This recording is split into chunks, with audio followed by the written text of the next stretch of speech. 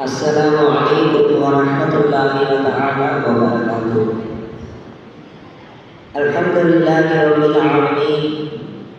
Wassalatu wassalamu ala asyrafil anbiya'i wal mursalin wa ala alihi wa ashabihi ajma'in wa man tabi'ahum bi ihsanin ila yaumiddin. Amma ba'd. Qala Allah ta'ala fil Qur'anil Karim وفي القرآن المجيد بعد أعوذ بالله من الشيطان الرجيم بسم الله الرحمن الرحيم إن المتقين في جنات وعيون آخذين ما آتاهم ربهم إنهم كانوا قبل ذلك محسنين.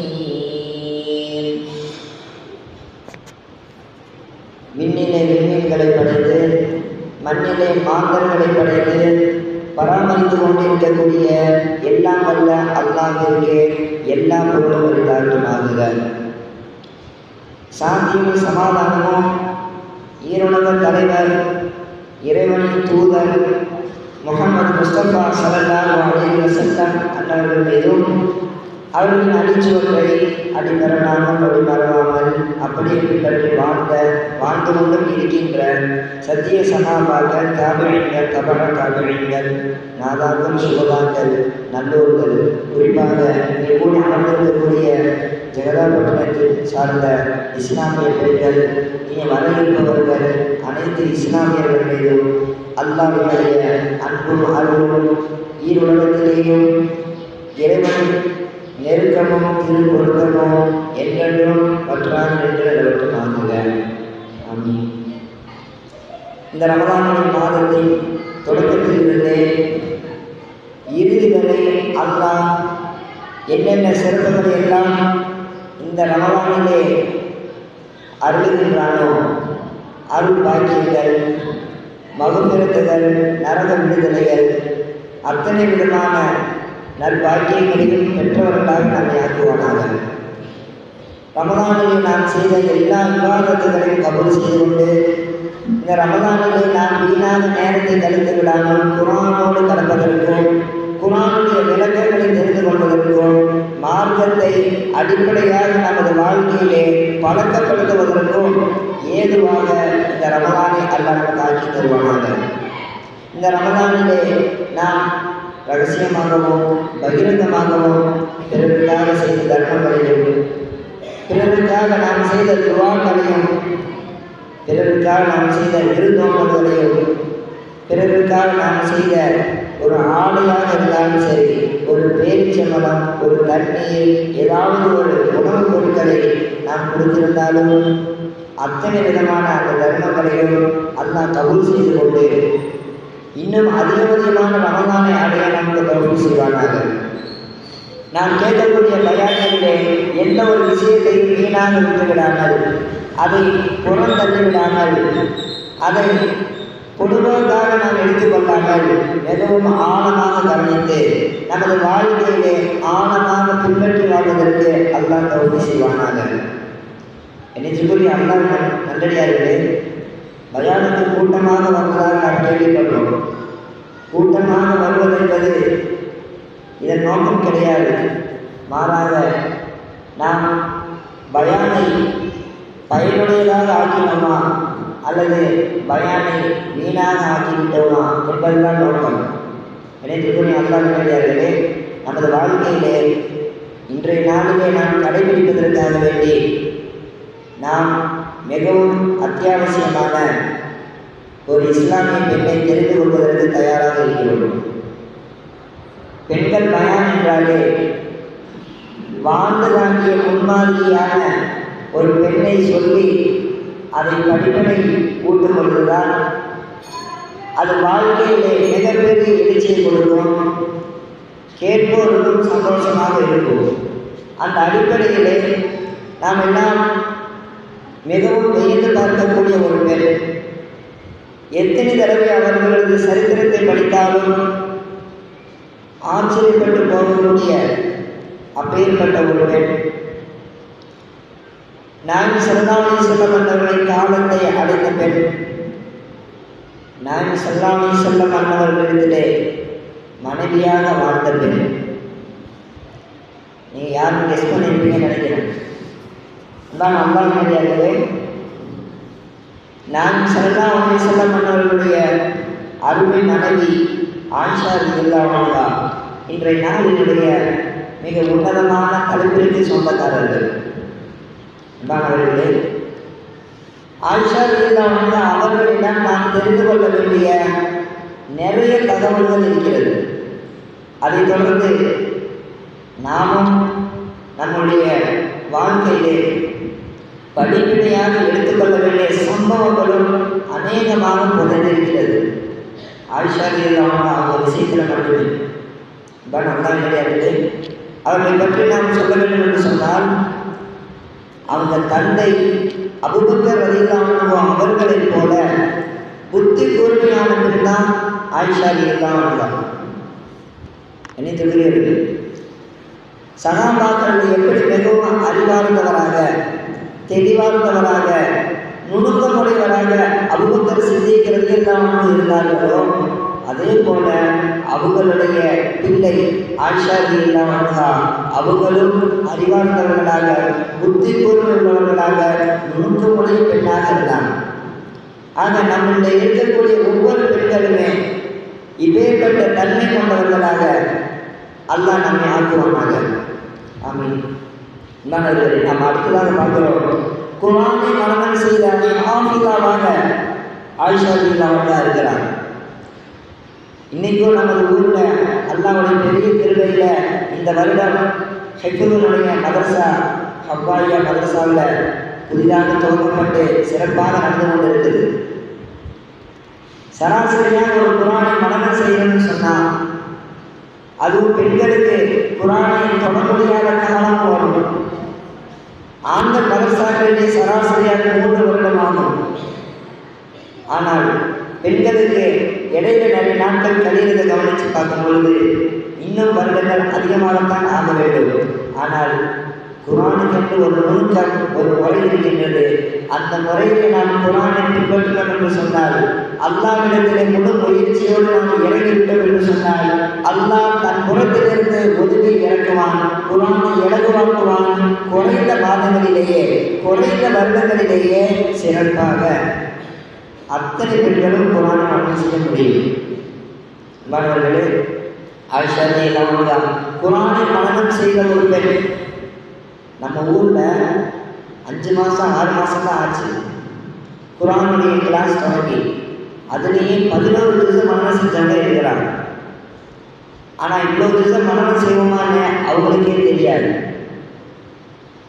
நாட்கள் ஆக ஆக நாம் இப்படி போனால் இப்படி மனனம் ஆகும் என்பதை அப்புறம் தான் அவங்களே தெரிஞ்சுக்கிறாங்க.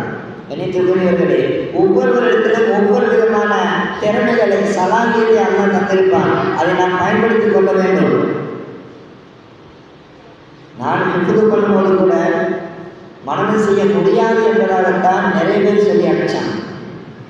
அன்பானவர்களே, அவங்க ஓதிட்டு போயினா ஆசையில் குர்ஆன் மனனம் செய்ய போகிறோம், மனனம் செய்ய முடியாது, வயசு சின்ன வயசாக இருந்தால் தான் முடியும் அப்படின்னு சொன்னாங்க.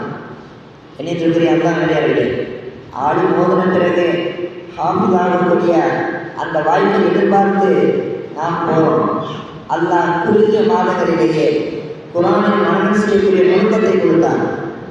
அதற்கென்று வழிகாட்டியாக ஒரு ட்ரெயினில் சேலத்துக்கு போகக்கூடிய ஒரு நபர் டெல்லியிலிருந்து நான் வந்துட்டு இருக்கும்போது, டெல்லியிலிருந்து தனியாக தான் வந்தோம், தெரிஞ்சது யாரும் இல்லை. வந்துட்டு இருக்கும்போது இன்னொரு அதே ட்ரெயினில் இன்னொரு பெட்டியில் நாங்கள் போகும்போது சந்தித்த ஒரு நபர் வந்தார்.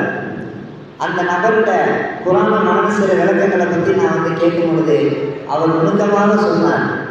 என்னை திருக்கிறவர்களே, அல்லாஹ் சுப்ஹானஹு வ தஆலா நாம் முயற்சி செய்கின்ற பொழுது எங்கே யாரை அனுப்பி எப்படி எதை கற்றுக் கொடுப்பான் என்பதை நாம் கண்டுகொள்ள முடியாது.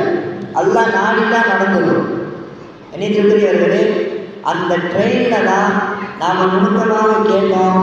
அந்த நபர் சொன்னார், ஒரே வயதுடைய நபர், குரான் கிளாஸ் இப்படி இருக்கும், மதரசா இப்படி இருக்கும், அதில் இப்படி எல்லாம் பாடம் நடத்தப்படும் என்பதாக சொன்னார். அதில் எனக்கு அடுத்தடுத்த கேள்விகள் எல்லாம் இருந்துச்சு.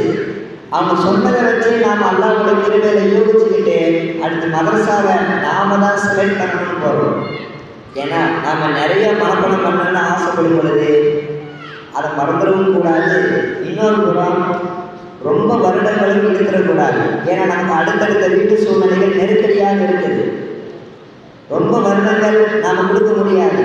இருக்கிற வருடங்களில் நாம் குரானை மன்னம் செய்யணும் என்கின்ற ஒரு வெறி, ஒரு ஆசை தான் அல்லாஹ் நிலையிலே பல எதிர்ப்புகளுக்கு மத்தியிலேயும் அல்லாஹ்வின் கிருபையால் குரானை மனனம் செய்வதற்காக அல்லாஹ் நாடுகின்றான்.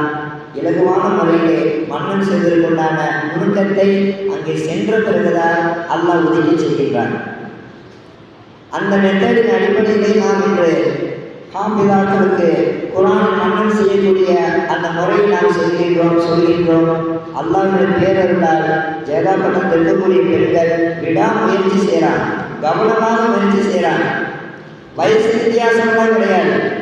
நாமளும் குரானை மனனம் செய்யணும்னு சொல்லி உள்ள வரும்போது அது பெரிய பாரம் என்பதாக தான் நிறைய பேர் நினைச்சிருக்கிறாங்க. ஆனால் வந்த சில நாட்களுக்கு பிறகு இந்த குரான் கிளாஸ் எதுவுமோன்னு சொல்லி பயப்பட ஆரம்பிச்சிட்டாங்க. இந்த குரான் இவ்வளவு ஈஸியாக நினைக்க ஆரம்பிச்சிட்டாங்க. அதனுடைய பக்குவம் என்ன, அதனுடைய முறை என்னங்கிறத நாளாக அனுபவப்பட ஆரம்பித்தாங்க. அவங்களுக்கு அதுலேயே இன்ட்ரெஸ்ட் அதிகமாச்சு. என்னை சொல்லி அல்லா வேண்டியார்களே, நாம் தெரிஞ்ச விஷயம்தான். அதிக வயதுடைய 43 வயசு உள்ளவங்க கூட 5 மாதத்துக்கு 5 ஜூஸ் மாற்றம் பண்ணுறாங்க. அப்போ 1 மாதத்துக்கு 1 ஜூஸ், அது பெரிய விஷயம் இல்லையா? 1 மாதத்துக்கு 1 ஜூஸ் குடிக்கிறான்னு சொன்னால் 30 மாதத்துக்கு 30 ஜூஸ். என்னை அல்லா வேண்டியார்கள். ஆக அல்லாஹ் இலகுவான முறையில் அத்தனை பெண்களையும் குரானை மனனம் செய்த ஹாஃபிதாக்களாக ஆக்குவாங்க. ஜெயராம்பட்டத்தில் இருக்கக்கூடிய ஒவ்வொருவருமே குரானுடைய எல்லா கலையிலேயும் ஆயிஷா ரலியல்லாஹு அன்னவர்களைப் போல தேர்ச்சி பெற்ற ஹாஃபிதாக்களாக அல்லாஹ் ஆக்குவானாக. ஆமீன். என்னைக்குரியவர்களே, குரான் இல்லாமல் யாருமே செய்ய முடியாது. கபூரில் இருந்து நாளை மறுமையில் சொர்க்கம் போய் சேர்ற வரைக்கும், சொர்க்கமே போயிட்டா கூட நாம் உயர்ந்த அந்தஸ்து அடையணும்னு சொன்னால் அதுக்கு குரான் தான் வேணும். அப்பேற்பட்ட குரானை மனனம் செய்த ஹாஃபிதாவாக ஆயிஷா ரலியல்லாஹு இருந்தாங்க. சொர்க்கம் போன பிறகு எல்லாத்துக்கும் ஒவ்வொரு அந்தஸ்து வந்துடும். நீங்கள் ஒரு அந்தஸ்து, நான் ஒரு அந்தஸ்து, ஆணுக்கு ஒரு அந்தஸ்து. யார் நன்மை எவ்வளோ செஞ்சுருக்காங்களோ, யார் அதிகமாக தியாகம் செஞ்சாங்களோ, யார் அல்லாஹ்வுக்காண்டி அல்லாஹ்வோட விஷயத்தில் மார்க்க வழிகளில், மார்க்கத்தினுடைய ஏதாவது வழிகளில் செல்வத்தை செலவழிச்சிருப்பாங்க, உடல் உழைப்பு செலவழிச்சிருப்பாங்க, அவங்க நேரத்தை செலவழிச்சிருப்பாங்க, தங்களுடைய உயிரையே கொடுத்துருப்பாங்க. அப்போ அந்த தியாகத்துக்கு ஏற்றவாறு அல்லாஹ் அந்தஸ்து கொடுத்து சொர்க்கத்தில் வச்சிருப்பாங்க. அப்போ கீழே இருக்கிறவங்க மேலே போகணும்னு ஆசைப்படுவாங்க. சொர்க்கம் போன பிறகு ஒரே ஒரு வாய்ப்பு தான் இருக்குது. அந்த வாய்ப்பாக இந்த குரான் தான் இருக்குது. யார் குரானை ஓதுறாங்களோ, குரானை எடுத்து வச்சு சொர்க்கத்தில் குரான் ஓதணும், தொழுகணும், நீங்கள் ருக்கு சஜ்தா செஞ்சு பொழுதன்னைக்கு நீங்கள் என்ன பண்ணணும், நோன்பு வைக்கணும், இரவுல இபாதத் பண்ணணும், இந்த மாதிரி எதுவுமே கிடையாது. ஸோ சகருடைய நேரம் நமக்கு தெரியும்.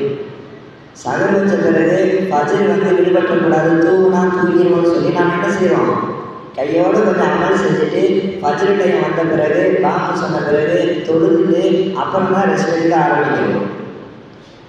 அது பொதுவானது.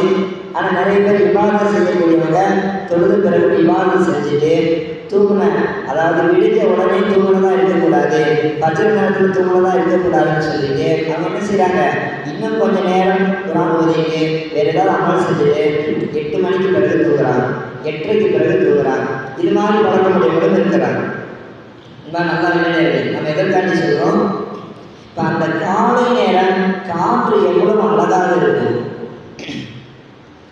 நம்ம பாதையில் போனால் தெரியும், வீட்டுக்கு வெளியே வந்தால் தெரியும். அந்த அதிகாலையினுடைய அந்த காற்று இன்பமாக இருக்கும். ஃபஜ்ருக்கு பிறகு வீசக்கூடிய அந்த அதிகாலையினுடைய காற்று உடலுக்கும் ஆரோக்கியமாக இருக்கும், மனதுக்கும் நிம்மதியை தரும், அமைதியை தரும். சந்தோஷத்தை ஏற்படுத்தக்கூடிய ஒரு காற்றோட்டமான ஒரு சூழல் அந்த அதிகாலை நேரம் இருக்கும். இந்த அதிகாலையினுடைய நேரத்தில் அல்லாஹ் நோயாளிகளுக்கெல்லாம் நோய்களை லேசாக ஆக்கியிருக்கிறான். இந்த அதிகாலையினுடைய நேரத்தில் திருக்குரியவர்களே நரகவாசிகளுடைய வேதனையும் குறைக்கப்படுது. இந்த அதிகாலையினுடைய இந்த நேரம் தான் நமக்கு நிம்மதியாக இருக்கும். ஏன்னா இதே அந்த காற்றோட்டம் மாலையில் இருந்துச்சுன்னா நமக்கு உள்ளத்தில் என்ன இருக்கும், இன்னும் கொஞ்சம் நேரத்தில் இருட்டிடும் அப்படின்னு சொல்லிட்டு ஒரு பதட்டம், ஒரு பயம், இந்த மாதிரியான எண்ணம் தான் வரும். இருட்டிருச்சுன்னா அடுத்த கடையெல்லாம் இருக்காது. இருட்டிருச்சுன்னு சொன்னால் நம்ம வாட்டுக்கு போய்கிட்டு இருக்கிறோம், வண்டி நின்றுச்சுன்னா என்ன பண்ணுறது, ஒரு பயம் இருக்கும். ஆனால் அதிகாலை நேரத்தில் இருட்டுருச்சு, அந்த காலை பொழுது கொஞ்சம் இருட்டின மாதிரி தான் இருக்கும், ஆனால் வெளிச்சம் தெரியும். ஆனால் உள்ளத்தில் என்ன இருக்கும், விடிய போகுது, வெளிச்சம் வரப்போகுது, இனி எல்லா கடையும் திறந்துருவாங்க, ஏதாவதுன்னா ஆட்கள் அங்கே இங்கேயும் இருப்பாங்க, கூப்பிட்டுக்கலாம் நினைத்திருக்கிறீர்களே, ஒரு நிம்மதி இருக்கின்றது. அப்போ அதே நிம்மதியான பொழுதுதான் அல்லாஹ் சொர்க்கத்திலே நிரந்தரமாக வச்சிருப்பான். உங்களுக்கு கடுமையான எந்த வெயிலும் இருக்காது, எந்த விதமான உங்களுக்கு கடுமையான குளிரும் இருக்காது. நீங்கள் கூட்டணும், ஒற்றை பிடிச்சிருச்ச சுத்தம் பண்ணணும், எந்த ஒரு இதுவும் இருக்காது. சொர்க்கத்தில் நாம் சாப்பிட்டே இருக்க வேண்டியதான். சொர்க்கத்தில் தண்ணிக்குள்ளே குதிச்சு நீச்சல் அடிச்சுக்கிட்டே இருக்க வேண்டியதான். சொர்க்கத்தில் அடுத்தடுத்த அந்தஸ்துக்காக வேண்டி நாம் போகிறதுக்கு முயற்சி செஞ்சுட்டே இருக்க வேண்டியதான். தூக்கமே கிடையாது. தூங்கிட்டா என்ன ஆயிடும், அனுபவிக்க முடியாது. அப்போ நம்ம சாப்பிடக்கூடிய அத்தனை உணவுகள், தண்ணீர், அத்தனை விதமான தேன் போன்ற எல்லா வகையான உணவுகளுமே எப்படி செரிக்கும் வியர்வை போல் அது வெளியாகும். நம்ம உடம்புல அது வியர்வையாக வெளியாகும். வேர்வை வருது, அப்போ நான் துடைக்கணுமே, குளிக்கணுமே, ட்ரெஸ் அழுக்காக போயிடுவேன், வராது. அந்த வியர்வையவே எல்லாம் அத்தராக மாற்றிடலாம். நறுமணம் உள்ள கஸ்தூரி போன்ற வாசனை மிக்கதாக எல்லாம் மாற்றிடலாம். அது சொர்க்கத்தில் நமக்கு தூக்கமே வராது. தூக்கம் என்கிற ஆப்ஷன் இருக்காது. ஏன்னு சொன்னால் அதுவும் ஒரு சின்ன மவுத்து தான். நவீன கேட்குறாங்க, யார் சொல்லலாம் சொர்க்கத்தில் மவுத்து இருக்குறாங்க, சொர்க்கத்தில் தூக்கம் இருக்குதான்னு கேட்குறாங்க. தூக்கம் இருக்குதான்னு கேட்கும்போது நவீன சொன்னாங்க, தூக்கம் என்பது மரணத்தினுடைய சகோதரி. எப்படி மரணித்தவருக்கு என்ன நடக்குதுன்னு தெரியாதோ அதுபோல தூங்கினவருக்கு என்ன நடக்குதுன்னு தெரியாது. அதுபோல தூக்கம் மரணத்திற்கு ஒப்பாக இருக்கிறதுனால சொர்க்கவாசிகளை அல்லாஹ் சொர்க்கத்தில் மரணம் என்கின்ற விஷயத்தை அறுத்து வழியிட்டு அவர்களுக்கு மரணமே இல்லை. சொர்க்கம் அனுப்பும் போதே மரணத்துக்கே மரணத்தை கொடுத்துதான். ஒரு மரணத்தை அல்லாஹ் ஒரு பிராணிகளுடைய தோட்டத்தை வர வச்சு அதை அறுத்துருவான். மவுத்துக்கே மவுத்து. அதனால் இனி அவங்க நிரந்தரமாக வாழ்ந்து கொண்டே இருப்பார்கள் என்பதாகத்தான் நம்ம பார்க்குறோம். இப்போ மவுத்துக்கு சகோதரியாக இருக்கிற தூக்கமும் அந்த மவுத்தினோடு சேர்த்து அழிக்கப்பட்டு சொர்க்கத்திலே அவர்களுக்கு எந்த விதமான மவுத்தும் வராது, மவுத்துக்கு சகோதரியாக இருக்கக்கூடிய தூக்கமும் அவர்களுக்கு வராது என்பதாக நம்ம என்ன சொல்லிடுறாங்க. அது சொர்க்கத்தில் நம்ம தூங்க மாட்டோம். இந்த உலகத்தில் தூக்கம் ஞானத்து நம்ம தூங்கணும். தூங்கினாதான் ஆரோக்கியம் இருக்கும். தூங்குவதற்கான ஓய்வு எடுப்பதற்காக தான் அல்லாஹ் இரவை தருகின்றேன் சொல்கின்றான். நினைத்துக்கிறீர்களே, ஆக சொர்க்கத்துக்குள்ள போன பிறகு எல்லாத்துக்கும் ஆசை இருக்குது. நான் மேலே போகணும், நான் இன்னும் மேலே போகணும், நான் வாழ்ந்த வரைக்கும் எப்படியே வாழ்ந்துட்டேன், இப்போ எல்லாரும் எனக்கு மேலே இருக்கிறத பார்த்தா எனக்கு ஆசையாக இருக்குது. நான் எப்படியாவது சொர்க்கத்துக்கு போகணுமே, சொர்க்கத்தில் உயர்ந்த அந்தஸ்து அடையணுமேனு ஆசைப்படுறவங்க என்ன செய்வாங்கன்னா, சொர்க்கத்தில் ஒரே ஒரு வழி இந்த குரான். அந்த குரானை எடுத்து வச்சு ஓதுவாங்க. ஓத கொஞ்சம் கொஞ்சமாக ஓதிக்கிட்டே இருப்பாங்க. ஓத ஒவ்வொரு படித்தரங்களாக அவங்க உயர்ந்துக்கிட்டே போவாங்க. அப்போ நம்ம சொர்க்கத்தில் போய் ஓதிக்கலாம் அப்படின்னு நினச்சிருக்கிறாரு. நினைச்சிருக்கிறீர்களே, இங்கே நாம் ஓதுனா டக்குன்னு மேலே போயிடுவோம். சொர்க்கத்தில் போய் நம்ம ஓதுன்னு சொன்னால் கொஞ்சம் கொஞ்சமாக மேலே ஏறுவோம். நாம் பார்க்குறோம், ஒரு வருஷம் ஃபுல்லாக நாம் உழைச்சா என்ன கூலி, அதே ஒரே நாள் உழைச்சாலும் அதே கூலி தான் சொல்லியிருந்தால் நாம் எதை எடுப்போம்? ஒரு வருஷம் ஃபுல்லாக நாம்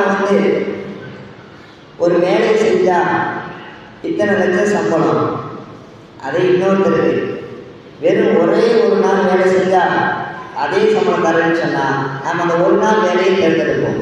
ஒரு வருஷமாக செஞ்சால் அதே சம்பளம் தான், அதுக்கு ஒரே நாள் அதே சம்பளம் வாங்கிட்டு போயிடலாம்னு நினைக்கிறோம்ல.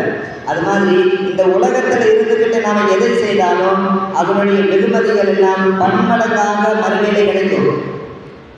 போகும்போதே நாம் உயர்ந்த அந்தஸ்தில் உட்காண்டோம்னு சொன்னால் அங்கேருந்து நாம் ஓடும்போது இன்னும் உயரத்துக்கு போகலாம்ல. அதனால் அந்த மனிதர்களே எல்லோருக்குள்ளேயும் போட்டி இருக்கும். உயர்ந்த அந்தஸ்தை அடைய வேண்டும் என்கின்ற தேற்றம் இருக்கும். அந்த தேற்றத்தை போட்டியை இந்த மாசத்துல ரமலானுக்கு சொந்தமான மாசம் குரான் தான்.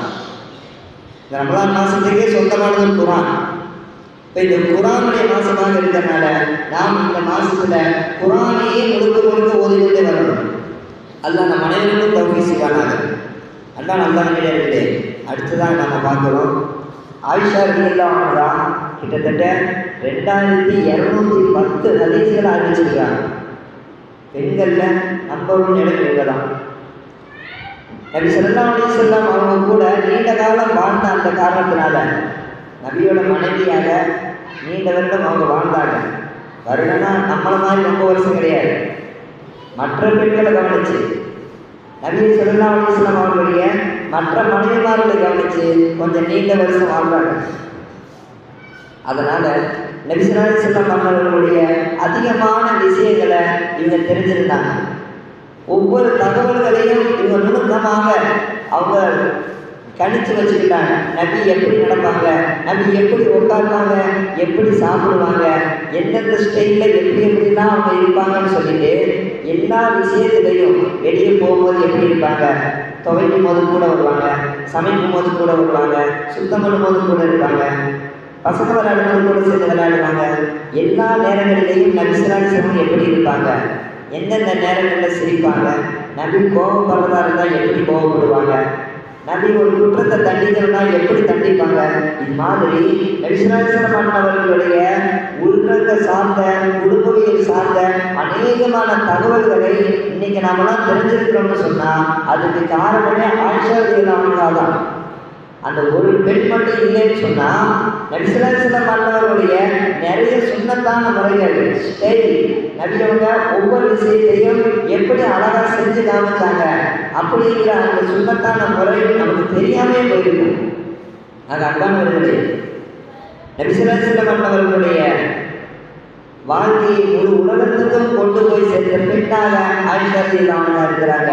இன்னைக்கு நம்ம வீட்டு பெண்களும் அதை கற்று நடைமுறை எடுத்து பிறருக்கும் கற்றுத்தந்து முழு உலகத்திலேயும் கொண்டு போய் சேர்க்கக்கூடிய பொறுப்பை நாமும் கையில் எடுக்க வேண்டும். கணித்துக்குரியவர்களே, நபி ஸல்லல்லாஹு அலைஹி வஸல்லம் அண்ணங்களோட அவங்க கடைசியாக 9 வருஷம் வாழ்றாங்க. நாயகம் ஸல்லல்லாஹு அலைஹி வஸல்லம் அவங்களோட வாழ்க்கையில் அந்த 9 வருடங்கள் இவங்க வந்து வாழ்றாங்க. அதனால் நம்ம பார்க்குறோம் அந்த குறிப்பிட்ட அந்த வருடங்களில் அநேகமான அற்புதங்களை அல்லாஹ் இவர்கள் மூலமாக வெளிப்படுத்தி காட்டினான். எனக்கு அல்லாஹ் விளையாடுது. ஆயிஷா ரலியல்லாஹு அன்ஹா அவங்களை பற்றி எந்த அளவுக்கு பிரபலியமாக பேசப்படும்னு சொன்னால், அபூ ஹுரைரா ரலியல்லாஹு அன்ஹு மிகப்பெரிய ஹதீஸ் அறிவிக்கக்கூடிய சகாபி, இப்னு அப்பாஸ் ரலியல்லாஹு அன்ஹு மிகப்பெரிய ஹதீஸை அறிவித்த சகாபி, இப்னு உமர் ரலியல்லாஹு அன்ஹு குர்ஆனிலேயும் ஹதீஸிலேயும் தேர்ச்சி பெற்ற சகாபாக்கள் இங்கெல்லாம் பிரபலியமான சகாபாக்கள். இது மாதிரியான பெரும்பெரும் ஹதீஸ் மேதைகள் எல்லாருமே அவங்களுடைய நினைவாற்றலை இவங்கள்ட்ட தான் உறுதி செஞ்சுக்குவாங்க, செக்கப் பண்ணிக்குவாங்க. நம்ம ஹதீஸை நம்ம இவங்கள்ட்ட சொல்லி பார்ப்போம் அப்படின்னு சொல்லி கேட்பாங்க. அவங்கள ஹதீஸை சொல்லுவாங்க. ஆயிஷா ரலியல்லாஹு அன்ஹா அவங்கள்ட்ட பாடம் படித்த சகாபாக்களாக அவங்கள்ட்ட ஹதீஸ்களை உறுதி செய்யக்கூடிய ஒரு நிலையில ஆயிஷா ரலியல்லாஹு அன்ஹாவை தான் வச்சிருக்காங்க. அதான் நல்லா இருக்குது. அது மட்டும் அல்ல, இன்னைக்கு நம்ம வீட்டு பெண்களுக்கு எத்தனை ஹதீஸ் தெரியும்? ஒரு 40 ஹதீஸ் தெரியுமா? தெரியாது. நினைத்திருக்கிறவர்களே, காரணம் நாம் எங்கோ சென்று கொண்டிருக்கின்றோம். நாம் மார்க்கத்துக்குள்ளே நுழைய வேண்டும். வழிகெடுப்பதற்காக பல வழிகேடுகள் இருக்குது. பலவிதமான சூழ்ச்சிகளில் குர்ஆனை விட்டு ஹதீஸை விட்டு நாம் தூரமாக பண்ணுறோம். டெக்னாலஜி வந்துச்சு, ஆனால் டெக்னாலஜியோட கண்ட்ரோல் தான் அவங்கள்ட்ட இருக்குது. வீட்டில் டிவி வந்துடுச்சு, செல்லு வந்துடுச்சு. ஆனால் அவன் எதை போடுறானோ அந்த சேனல் அதுதான் ஓடும். அன்பானவர்களே, அவங்க எதையெல்லாம் பார்க்கணும் காட்டணும்னு நினைக்கிறாங்களோ அந்த விளம்பரங்கள், அந்த அரைகுறை ஆணை காட்சிகள் தான் செல்ஃபோனை ஓப்பன் பண்ணால் வந்து தெரியும். டெக்னாலஜி வளர்ந்துச்சு, கண்ட்ரோல் எல்லாம் அவங்க வச்சுக்கிட்டு என்ன பண்ணுறாங்க, பாவம் செய்ய வைக்கிறாங்க, குரானை விட்டு ஹதீஸுக்கு தூரமாக்குறாங்க. அன்பானவர்களே, புனிதமான ரமலானுடைய மாதம் நாம் அதிகமாக குரானை கற்றவர்களாக, மார்க்க ஹதீஸ்களை கற்றவர்களாக, நடைமுறைக்கு கொண்டு வந்து செய்பவர்களாக அல்லாஹ் நம் அனைவர்களையும் ஆக்குவானாக. நினைத்துக்கிறீர்களே, ஆக இதுபோல ஹதீஸ்களை கேட்ட உடனே மனனம் செய்யக்கூடியவர்களாக நாம் இருக்கணும். குரானை கேட்டதிலே மனனம் செய்பவர்களாக நாம் இருக்கணும். ஏதாவது டவுட்னா ஆயிஷா ரலியல்லாஹு அன்ஹா போய் எப்படி எல்லா சஹாபாக்களும் கேட்டு ஒரு விஷயத்தை உறுதிப்படுத்திக்கிறாங்களோ அந்த அளவுக்கு ஞாபக சக்தி. அதுபோல நம்ம ஒவ்வொரு பெண்களும் இருக்கும் பொழுதுதான் மார்க்கத்தினுடைய அந்த முன்னேற்றம், தேற்றம், அல்லாஹ்வுடைய நேரடியான உதவிகளை நாம் கண்கூடாக பார்க்க முடியும். அடுத்ததாக அவங்க சிறப்பு பற்றி சொன்னார். வானவர் ஜிப்ரீல் அலைஹிஸ்ஸலாம் ஆண்டவர் மூலமாக இறைவனினுடைய சலாமை பெற்ற சிறப்பிற்குரிய பெண்ணாக ஆயிஷா ரலியல்லாஹு அன்ஹா இருக்கிறாங்க.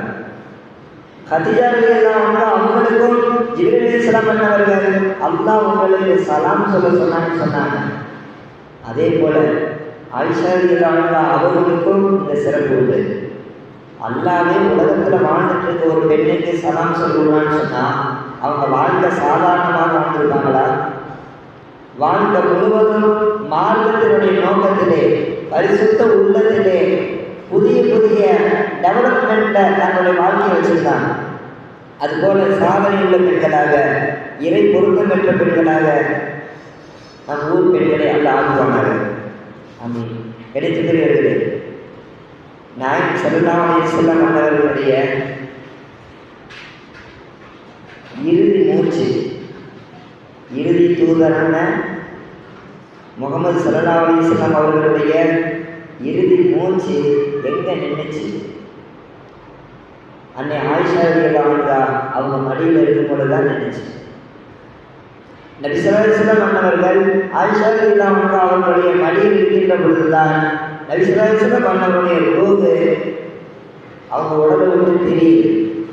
இப்போ தன்னுடைய மடியில் இருக்கும் பொழுது நல்ல ரூஹ் போனதை எவ்வளோ பெரிய பாக்கியமாக அவங்க கருதினாங்க. அந்த அதிர்ஷ்டசாலியாக ஆயிஷா ரலியல்லாஹு அன்ஹா அவங்க தான் இருக்கிறாங்க.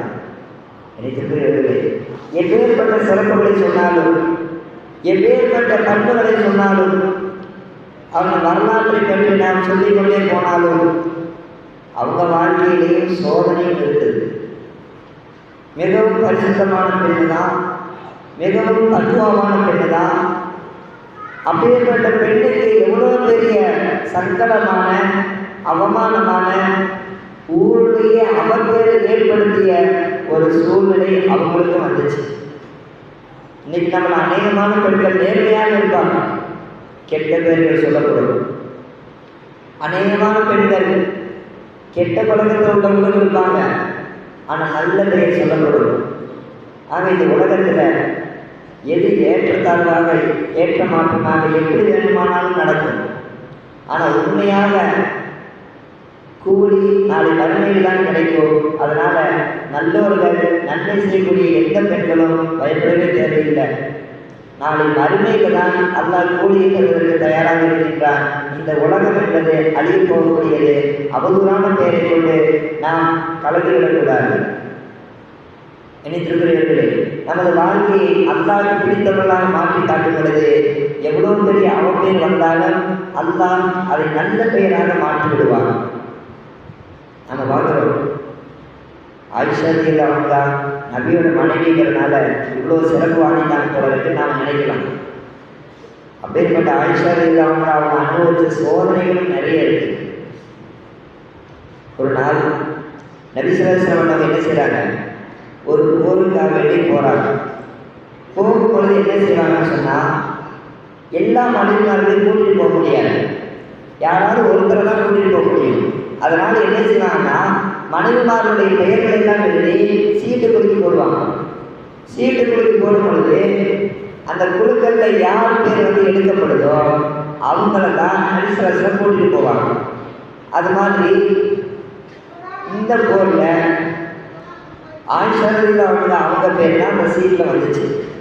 அதை எடுத்துட்டு ஆயிஷா ரலியல்லாஹு பேரை சொன்னதுமே ஆயிஷா ரலியல்லாஹு போருக்காக தயாராகிறாங்க. அது மட்டும் அல்லாமல் போருக்காக வேண்டி ஆல்ரெடி தயாராக இருக்கக்கூடிய மற்ற சகாபாக்களும் வந்துடுவாங்க. எல்லோரும் போய் போரை முடிச்சுட்டு திரும்பி வந்துட்டு இருக்கிறாங்க. வரக்கூடிய நேரத்தில் அவங்க அங்கங்கே தங்கி கொஞ்சம் ரெஸ்ட் எடுத்துகிட்டு வருவாங்க. அப்படி வரும்பொழுது ஒரு இடத்துல தங்குறாங்க.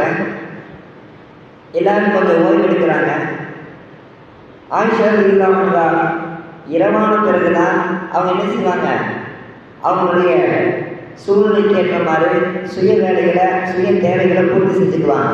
அப்போ அந்த ரெஸ்ட் எடுக்கிறதுக்காக வேண்டி எல்லாருமே ஒரு இடத்துல இருக்கும் பொழுது ஆயிஷா ரலியல்லாஹு அவங்களும் தூரமாக போய் என்ன செஞ்சிடறாங்க, சுய தேவையை முடிச்சுட்டு திரும்பி வர்றாங்க.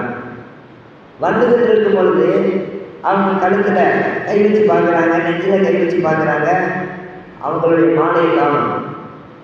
நல்லா இருக்குது, பதட்டமாயிடுறாங்க. ஆகா, கொண்டு வந்த மாலை போச்சு, வெடிச்சுக்குறி அதான் கிடையாது. நாம் பார்க்குறோம் அந்த மாலையை வந்து இவங்க இரவலாகத்தான் வாங்கிட்டு வந்தாங்க. அந்த மாலையை எப்படியாவது திருப்பி போய் கொடுக்கணுமே அப்படின்னு சொல்லி அவங்களும் நினச்சிக்கிட்டு இருக்கிறாங்க. இந்த நேரத்தில் அந்த மாலையினுடைய சிந்தனை அவங்களுக்கு அதிகமாகிட்டே போகுது. அஸ்மா ரலியல்லாஹு தான் அது கொடுத்தாங்க. அது யமன் நாட்டினுடைய ஒரு மாலை. அது தொலைவும் பதட்டமாகி எப்படியாவது கொண்டு வந்துடணுமே சொல்லிட்டு என்ன செஞ்சிடறாங்க, திரும்பவும் சுய தேவைக்காண்டி போயிட்டு வந்த அதே இடத்துக்காண்டி திரும்பி போகிறாங்க. தேடுறாங்க, அங்கே இங்கேயும் தேடுறாங்க. ரொம்ப நேரம் ஆயிடுச்சு, தொழுகை நேரம் தாண்டுது. அவங்க விஷயமாக தான் ஒரு சமயத்தில் தயமுடைய சட்டமும் இறக்கப்பட்டது. பார்க்குறோம் இந்த சமயத்தில் இவங்களுடைய மாலை வந்து அந்த தொலைக்கூடிய நேரத்தில் நம்மளாம் என்ன செய்கிறோம், எல்லாருமே கிளம்பி போயிடுறாங்க. பதட்டமான சூழ்நிலையாக நாம் யோசிச்சுட்டு இருக்கிறோம். அங்கே எந்த சகாபாக்களுக்கும் நபிசல்லாஹு மன்னவர்களுக்கும் வேறு யாருக்குமே ஆயிஷா ரலியல்லாஹு உள்ளே ஏறாமல் திரும்பி போனது தெரியாது. அந்த போரினுடைய ஆட்கள் எல்லாம் என்ன செஞ்சாங்கன்னா, அவங்க வெயிட்டே இருக்க மாட்டாங்க, எலும்பு தோலுமாக இருப்பாங்க, ரொம்ப ஒல்லியாக இருப்பாங்க. அந்த அளவிற்கு அவங்களுடைய உடல் வாங்க இருந்துச்சு. அப்போ அந்த முன்னாடி பின்னாடி ஆட்கள் ஒரு பெட்டியாட்ட இருக்கும், அதில் தான் தூக்கிட்டு போவாங்க. பர்தாவினுடைய சட்டம் இறங்கின பிறகு இவ்வளோ ரூல்ஸுகள் அவங்க ஃபாலோ பண்ணாங்க. அவங்க உள்ளே இருந்தாங்களா இல்லையான்னு கூட எங்களுக்கு தெரியாது, பார்க்கல, அவ்வளவு மறைவாக வச்சுருந்தாங்க.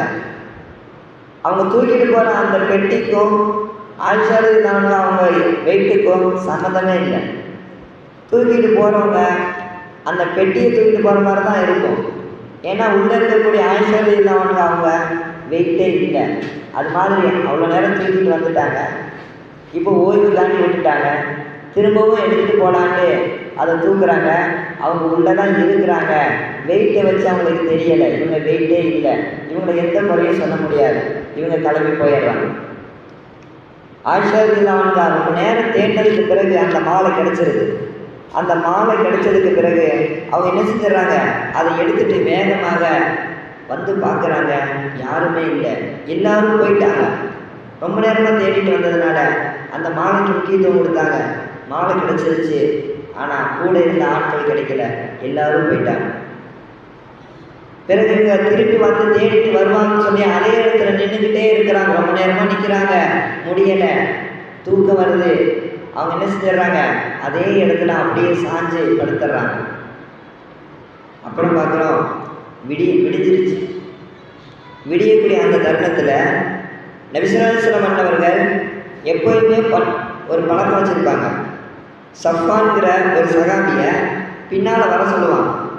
போரில் ஏதாவது பொருள் மிஸ் ஆகிடுச்சுன்னு சொன்னால் யாராவது எங்கேயாவது ஏதாவது விட்டுட்டாங்கன்னு சொன்னால் அதையெல்லாம் அங்கே இங்கேயும் நல்லா உத்து பார்த்து தேடிட்டு எடுத்துகிட்டு கொண்டுட்டு வரணும். இவர் அந்த ஒட்டகத்தை வச்சுக்கிட்டு என்ன பண்ணுவார், எல்லா பக்கமும் லேட்டாக வருவார். யாராவது போய் ஒழிஞ்சிருக்காங்க, யாராவது மறைஞ்சிருக்காங்க, ஏதாவது பொருளாக அங்கே எங்கேயும் தெரியாமல் போட்டுட்டு போயிட்டாங்க, தூக்கி வீசிட்டாங்க. ஆக அப்படியே ஒரு ரவுண்ட் அடித்து எல்லா பக்கம் போய் பொருளெல்லாம் பார்த்து எடுத்துட்டு யார் யாரெல்லாம் லேட்டாக வர்றாங்களோ, ஒழிஞ்சிருக்காங்களோ, உதவி தேவைப்படுதோ அவங்களையும் அழைச்சிக்கிட்டு வர்றதே கொஞ்சம் வழக்கமாக இருந்துச்சு. லேட்டாக வருவாங்க பொறுமையாக எல்லாத்தையும் பார்த்துக்கிட்டு. அப்படி வரும்பொழுது அவங்க முன்னாடியே ஹிஜாபுடைய சட்டம் இறங்குறதுக்கு முன்னாடியே ஆயிஷா ரலியல்லாஹு பார்த்தவங்க. ஆயிஷா ரலியல்லாஹு தான் இருக்குதுன்னு சொல்லிட்டு இவங்க வந்து பார்க்கும் பொழுது அங்கே ஒரு பெண் கருப்பு ட்ரெஸ்ஸு போட்டு இருக்கிறாங்க. என்ன அல்லாஹ்வின் இடத்துல இவங்க வந்தவங்க பார்க்குறாங்க, இது ஆயிஷா ரலியல்லாஹு மாதிரி தெரியுதுன்னு சொல்லிட்டு அந்த சஃப்வானுங்கிற அந்த சகாபி என்ன செஞ்சிடறாரு, உடனே ஒட்டகத்தை வந்து கீழே குனிய வைக்கிறாரு. அது கீழே குனிஞ்சதுமே ஆயிஷா ரலியல்லாஹு தான் மேலே ஏறிடுறாங்க. வரும்பொழுதே இன்னால் இல்லாத என்ன இடைக்கு ராஜோன்னு சொல்கிறாங்க. காரணம் என்ன, துன்பம் சோதனை வந்தால் ஓதக்கூடிய துவா அல்லாஹ் குர்ஆனை கற்றுத்தர்றான். அதற்கு பிறகு எதையுமே பேசலை. அவங்களும் மேலே ஏறுவாங்கன்னு தான் நினச்சாங்க. ஆனால் அந்த சகாபி மேலே ஏறவே இல்லை. சஃப்வானுங்கிற சகாபி ஒட்டகத்தில் வந்தார். ஆயிஷா ரலியல்லாஹு மாதிரி தெரியுதுன்னு சொல்லி என்ன செஞ்சார், கொஞ்ச நேரம் யோசிச்சு பார்த்தாரு. கன்ஃபார்ம் ஆன பிறகு அவங்கள மேலே ஏற்றிட்டாரு. மேலே ஏற்றின பிறகு இவர் அந்த ஒட்டகத்தை பிடிச்சிக்கிட்டு அப்படியே நடந்தே தான் வர்றாரு. எதையுமே பேசலை. வர்ற வழியில் வேறு எதையுமே பேசலை. தூய்மையான முறையில் கொண்டு வந்து ஊரில் மதீனாவில் சேர்த்துறாரு. கண்ணியத்துக்குரியவர்களே, மதீனாவில் நயவஞ்சகர்கள் அதிகமாக இருந்தாங்க. அப்துல்லா இப்னு உபை என்றவர் இருந்தான். அவங்க கூட சில கையவர்கள் இருந்தாங்க, நயவஞ்சக்காரங்க. அவங்க என்ன செஞ்சாங்கன்னா, இதுதான் சந்தர்ப்பம், நபி ஸல்லல்லாஹு அலைஹி வஸல்லம் மனைவிக்கு கெட்ட பேரை உண்டாக்கிட்டோம்னா இனி இவர் தலதூக்கி நடக்க முடியாது, ஊரில் எல்லாரும் மாதிரி இருக்க முடியாது சகஜமானு சொல்லிட்டு கெட்ட பேரை உண்டாக்குறதுக்கு அவன் திட்டம் போடுறான்.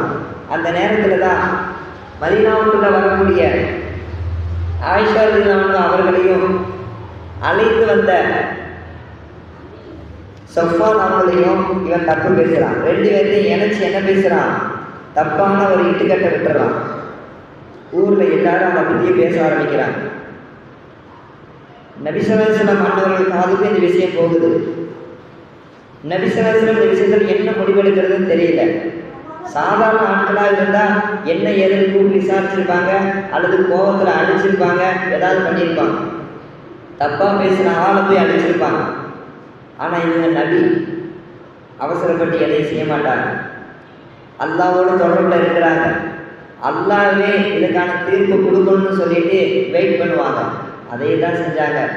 என்னைக்கு அல்லாஹ் நிறையாரு மிகப்பெரிய ஒரு பதவியில் இருக்கக்கூடிய நாயகம் ஸல்லல்லாஹு அலைஹி வஸல்லம் அவர்கள் எந்த அளவிற்கு தன்னுடைய குடும்பத்தில் தன்னுடைய மனைவிக்கான ஒரு கெட்ட பெயர் வரும் பொழுது அவங்க பொறுமை காத்தாங்க. இன்னைக்கு இதுதான் நாமெல்லாம் படிக்க வேண்டிய பாடம். எவ்வளோ பெரிய இக்கட்டான பிரச்சனை வந்தாலும் அல்லாஹ்விடத்தில் பாரத்தை போட்டு துஆவை செய்து கொண்டு அதற்கான நடவடிக்கை அடுத்து என்ன எடுக்கணும் என்பதாக நாம் முறையாக ஆலோசனை செஞ்சு செயல்படும் பொழுது அல்லாஹ் அதனுடைய வெற்றியை நிறைவாக தந்து விடுவான். அதை தான் நாம் பார்க்குறோம். எல்லா மக்களும் ஆளுக்கு ஒரு மாதிரி தப்பாக பேச ஆரம்பிக்கிறாங்க. பேச ஆரம்பித்தவங்க ஆளுக்கு நபி ஸல்லல்லாஹு அலைஹி வஸல்லம் அன்னவர்கள் விஷயத்தில் இப்படி பேசும் பொழுது, அதாவது நபி ஸல்லல்லாஹு அலைஹி வஸல்லம் மனைவி இப்படிலாம் இருக்கிறாங்க, ஒரு நாள் இரவு அவங்களோட வந்து இவங்க தனிமையில் இருந்துட்டு வந்திருக்கிறாங்க அப்படின்னு சொல்லி தப்பாக பேசும் பொழுது நபி அவங்களுக்கே மைண்டு மாறுது. என்ன இது விஷயமாக அல்லாஹ் எந்த விதமான தகவலும் சொல்ல மாட்டான்னு சொல்லிட்டு நபி ஸல்லல்லாஹு அலைஹி வஸல்லம் அன்னவர்களே அவங்க தயங்கி தான் இருக்கிறாங்க. எதையும் பார்க்காம சொல்ல முடியாது. இப்போ நாம் ஒன்று சொல்லி அதை நடந்ததுக்கு மாற்றமாக இருந்துச்சுன்னு சொன்னால் அல்லாஹ் கோபப்பட்டுருவான். அப்போ அல்லாஹ் என்ன தான் எதிர்பார்க்குறான்னு தெரியலன்னு சொல்லி வெயிட் பண்ணுறாங்க. இதே சமயத்தில் கிட்டத்தட்ட ஒரு மாதமாக வகியே வரல நபி ஸல்லல்லாஹு அலைஹி வஸல்லம் அவங்களுக்கு. நபிக்கு அடிக்கடி வகி வரக்கூடிய நேரம். ஆனால் ஆயிஷா ரலியல்லாஹு இந்த விஷயம் வந்து இட்டுக்கட்டப்படும் பொழுது இந்த நேரத்தில் நபிக்கு வகி வரவே இல்லை. ஒரு மாதம் ஆயிடுச்சு. ஒரு மாதத்துக்கு காலமாக ஆயிஷா ரலியல்லாஹு வீட்டில் இருக்கிறாங்க. நபி ஸல்லல்லாஹு அலைஹி வஸல்லம் அன்னவர்களுடைய நடவடிக்கையை பார்க்குறாங்க, முன்ன மாதிரி இல்லை. ஆனால் நபி பாருங்க ஆயிஷாவை கேட்கவே இல்லை, வேறு யாருமே அவங்கள்ட்ட போய் எதையுமே சொல்லவே இல்லை. இப்படியே 1 மாதம் ஓடிடுச்சு. அவங்களுக்கு உடம்பு பலகீனமாயிடுச்சு. உடம்பு பலகீனமாகும் பொழுது என்ன செய்கிறாங்கன்னா, எப்போயுமே நபி ஸல்லல்லாஹு அலைஹி வஸல்லம் வந்து எனக்கு உடம்பு சரியில்லைன்னு சொன்னால் அப்படி கவனிப்பாங்க, முக்கியத்துவம் கொடுப்பாங்க, கூடமாட இருந்து உதவி செய்வாங்க. இப்போ என்ன கண்டுக்காமல் இருக்கிறாங்களே, முன்ன மாதிரி இல்லையே. என்னச்சுக்குரிய அல்லாஹ் நேரடியார்களே, ஆயிஷா ரலியல்லாஹு இப்போ தான் யோசிக்க ஆரம்பிக்கிறாங்க. நான் ஹைதுடைய நேரத்தில் இருக்கும் பொழுது கூட, மாதவிடாயினுடைய நேரத்தில் இருக்கும் பொழுது கூட நபி ஸல்லல்லாஹு அலைஹி வஸல்லம் அன்னவர்கள் நான் பலகீனமாக இருக்கிறேன்னு சொல்லி நான் ஒரு கறியை கடிச்சேன்னு சொன்னால், ஆயிஷா நீ எந்த இடத்துல கடிச்சேன்னு அந்த இடத்த வாங்கி அதே இடத்துல நபி ஸல்லல்லாஹு அலைஹி வஸல்லம் கடிப்பாங்க. அந்த அளவிற்கு எனக்கு ஆறுதலாக இருப்பாங்க. நான் மாதவிடாயினுடைய நேரத்தில் பலகீனமாக இருக்கும் பொழுது என் மனம் கவலைப்பட்டுக்கூடாதுன்னு சொல்லி நாயகம் ஸல்லல்லாஹு அலைஹி வஸல்லம் அன்னவர்கள் என் மடியில் படுத்துட்டு குர்ஆன் ஓதுவாங்க. இது மாதிரியான நடவடிக்கை நபி ஸல்லல்லாஹு அலைஹி வஸல்லம் இருந்துச்சு. ஆனால் இப்போ எனக்கு உடம்பு சரியில்லை, நபி ஸல்லல்லாஹு அலைஹி வஸல்லம் அன்னவங்க அது மாதிரி நடக்கலையேன்னு சொல்லிட்டு இவங்க ஏதோ யோசிக்கிறாங்க. அப்போ என்ன செய்கிறாங்க, சுய தேவைக்காக வேண்டி போகலான்னு சொல்லிட்டு என்ன பண்ணுறாங்க, போகிறாங்க. அப்போலாம் வந்து அது ஒரு பாலைவன பூமிங்கிறதுனால ஒரு எல்லை வரைக்கும் இடம் வச்சுருப்பாங்க. அதுக்கு அங்கிட்டு தான் அவங்க வந்து சுய தேவையை பூர்த்தி பண்ணிக்குவாங்க. அது மாதிரி இருக்கும். ஆயிஷா சொல்கிறாங்க, நாங்கள் எப்போவுமே இரவு நேரங்கள் தான் தேர்ந்தெடுப்போம், இரவு நேரங்கள் தான் யாருக்கும் பார்வையில் அதிகப்படாதுன்னு சொல்லி இரவு நேரங்களை தேர்ந்தெடுத்து போவாங்க. அதே சமயம் எப்போ போனாலும் யாராவது ஒரு ஆளை கூட்டிகிட்டு தான் போவாங்க. ஆயிஷா ரலியல்லாஹு அன்ஹா அது மாதிரி அவங்க கூட்டிகிட்டு போகும்பொழுது ஆயிஷா ரலியல்லாஹு அன்ஹா அவங்களுக்கு கூட வீட்டில் வேலை செய்யக்கூடிய அந்த பெண்களை அவங்க என்ன செய்கிறாங்க, கூப்பிடுறாங்க. அந்த நேரத்தில் யார் இருக்காங்கன்னு சொன்னால் உம்மு மிஸ்தாக தான் இருக்கிறாங்க. உம்மு மிஸ்தகுங்கிற அவங்க வீட்டில் வேலை செய்யக்கூடிய ஒரு பெண், அவங்க தான் இருக்கிறாங்க. அவங்கள கூட்டிகிட்டு இவங்க போகிறாங்க. கிட்டத்தட்ட 1 மாதம் ஆயிடுச்சு. ஊரில் எல்லாத்துக்கும் தெரியுது. ஆனால் ஆயிஷா ரலியல்லாஹு அன்ஹா அவங்களுக்கு இதுவரைக்கும் என்ன நடந்துச்சுன்னே தெரியாது. இதுவரைக்கும் என்ன நடந்துச்சு அப்படின்னே தெரியாது. இந்த நேரத்தில் நாம் பார்க்குறோம், அவங்க வந்து ஒரு கம்பளி போர்வை, பெரிய கருப்பு கலர் கம்பளி போர்வை எடுத்து மேலே போத்திக்கிட்டு தான் அவங்க வந்து போகிறாங்க. அவங்களுக்கு கால் தட்டி விட்டுருச்சு. என்னத்திற்கு நாம் பார்க்குறோம், அந்த உம்மு மிஸ்தகுங்கிறவங்க ஆயிஷாவுக்கு இந்த விஷயம் தெரியாதுன்னு தெளிவாக புரிஞ்சுக்கிறாங்க. இப்போ என்ன செய்யலாம், கேட்டுடலாமா வேண்டாமா, கேட்டுடலாமா வேண்டாமா அப்படின்னு சொல்லிட்டு அந்த பெண் என்ன செய்கிறாங்கன்னா தயங்கிக்கிட்டே வர்றாங்க. வாய் வரைக்கும் வந்துருச்சு, ஆனால் வெளியே என்ன கேட்கல. அந்த நேரத்தில் திடீர்னு தடுக்கி விட்டு கீழே விட போகும்போது உடனே என்ன செஞ்சிடறாங்க, உம்மு மிஸ்தக நாசமாகட்டும். அந்த உம்மு மிஸ்தகிறவங்க சொல்கிறாங்க, மிஸ்தகுங்கிறவன் நாசமாகட்டும். அது யார், அவங்க பையன்தான். அவங்க பையனை சொல்கிறாங்க. இந்த குடும்பம் யாருன்னு சொன்னால் இவங்களுடைய தந்தை அபூபக்கர் ரலியல்லாஹு அன்ஹு அவங்களுடைய சொந்தத்தில் இருக்கக்கூடிய ஒரு குடும்பம். அவங்களுக்கு சொந்தக்காரங்க தான் இந்த உம்மு மிஸ்தகுங்கிறவங்க, மிஸ்தகுடைய அம்மா. அந்த மிஸ்தகுங்கிறவன் இது மாதிரியான விஷயங்கள்லாம் பேசுகிறானே அப்படின்னு சொல்லிட்டு அவங்க தாய் வந்து உள்ளத்தில் ரொம்ப கொந்தளிச்சு போயிருக்கிறாங்க. இந்த நேரம் பார்த்து திடீர்னு தான் கழிவு விடுவோம். அஃபி அஃபி அங்கே போ.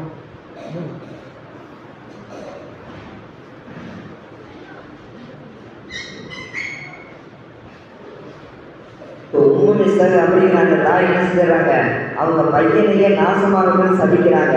சபிக்கக்கூடிய அந்த நேரத்தில் ஆயிஷா ரலியல்லாஹு அன்ஹா ஆச்சரியப்படுறாங்க, எவ்வளோ பெரிய வார்த்தையை சொல்லிட்டீங்க, இந்த அளவுக்கு ஒரு சபிக்கக்கூடிய வார்த்தையை சொல்லிட்டு என்ன ஆச்சுன்னு சொல்லி ஆயிஷா ரலியல்லாஹு அன்ஹா கேட்குறாங்க.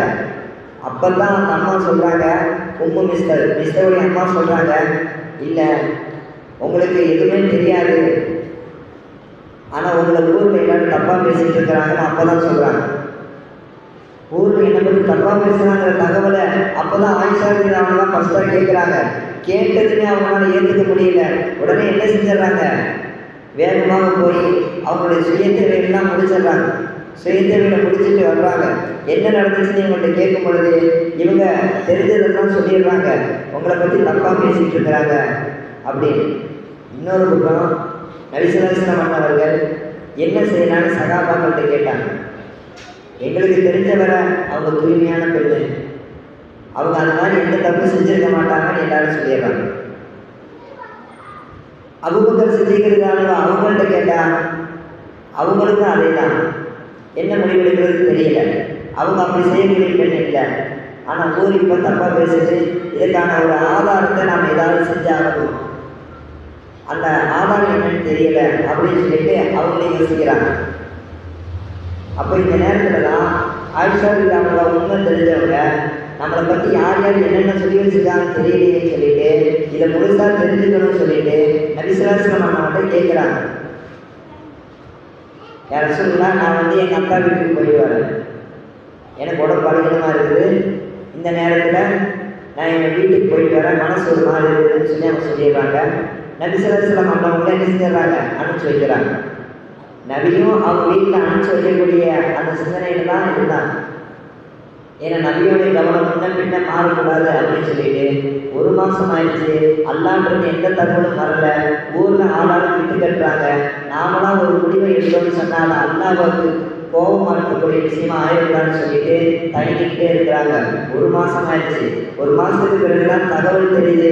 இவங்க அழுக ஆரம்பிக்கிறாங்க. வீட்டுக்கு போயிடுறாங்க. அபூபக்கர் சித்திக் ரலியல்லாஹு தன் தந்தை வீட்டுக்கு போயிடுறாங்க. ஆயிஷா ரலியல்லாஹு போனவங்க 2 பகல் ஒரு இரவு அழுதுகிட்டே இருக்கிறாங்க. எந்த அளவுக்கு அழுகிறாங்கன்னு சொன்னா, இதுக்கப்புறம் உடம்புல இருந்து தண்ணீர் வெளியே வர்றது கூட இல்லாத அளவுக்கு அந்த அளவுக்கு அழுது எல்லா தண்ணீருமே கண் வழியாக கண்ணீராக வெளியேற்கிறாங்க. நம்ம பார்க்கிறோம், அவ்வளோ பெரிய பத்தினித்தனமான பெண், தக்குவமான பெண், அவங்களுக்கு நடந்த அந்த இன்னல்கள் துன்பங்களை நாம் பார்க்கிறோம்.